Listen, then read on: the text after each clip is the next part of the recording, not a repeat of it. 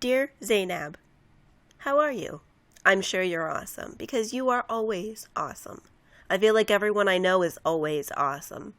However, I am not always awesome. But here's the thing, I'm realizing why I think this way. It's not because I'm down on myself, no. I am quite fond of the way that I think and most of the things that I do. And it's not because I think that everyone else is inherently cooler than me.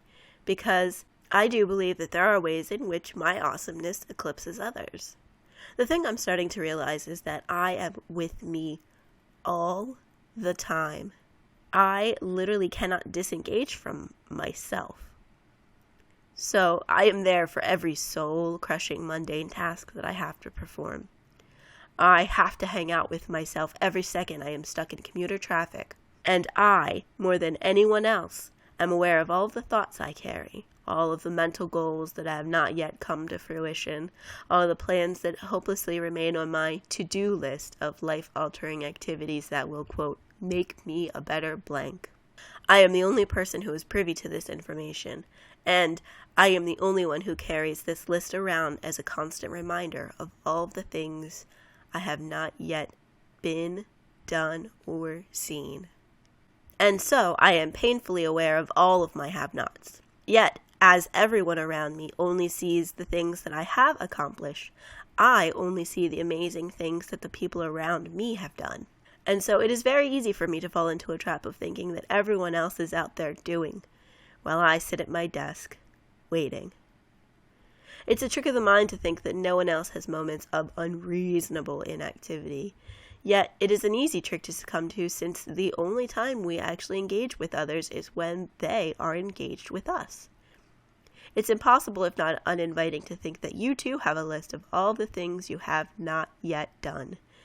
And it is even more so unachievable to think that the weight of this burden haunts you in the quieted lulls of getting to and from the places you must go. And there is an ease to being a supporter of someone in an active state. So it is a simple thing for me to cheer on my friends when they are doing something, or at least have every intention of doing a thing. It is very easy for me to be hopeful for them because I get to largely remain inactive. A simple, yeah, go you, do that thing. Though it is not the slightest disingenuous, expends very little energy on my part, but helps them immensely. And so, I am a fantastic cheerleader for others, but a generally terrible cheerleader for myself. Though I have noticed when the favor is returned, I am able to excel. So, for example, when you and I came up with the idea for this channel, I was very excited, though not actively enthusiastic. That is until I got tons of positive feedback from the people around me, that I felt I needed to be actively invested in this project. I had an audience, and I didn't want to disappoint. So I was basically handed a task, and I felt that I needed to be actively engaged in this task because people had been actively engaged in me. And this exchange of energy ultimately fuels most of the work that I do. Here's my question to you and to our viewers.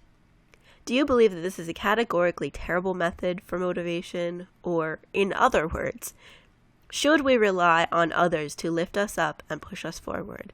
Or should we, despite knowing our deepest flaws and our inherent idleness, be able to push ourselves forward, to be at the core our only required cheerleaders, to be the greatest fans of our own life? Or is it a completely human thing to want that exchange of energy to fuel our greatest endeavors? Or am I just overthinking things? I look forward to hearing from you next week. Your truly perplexed friend, Liz.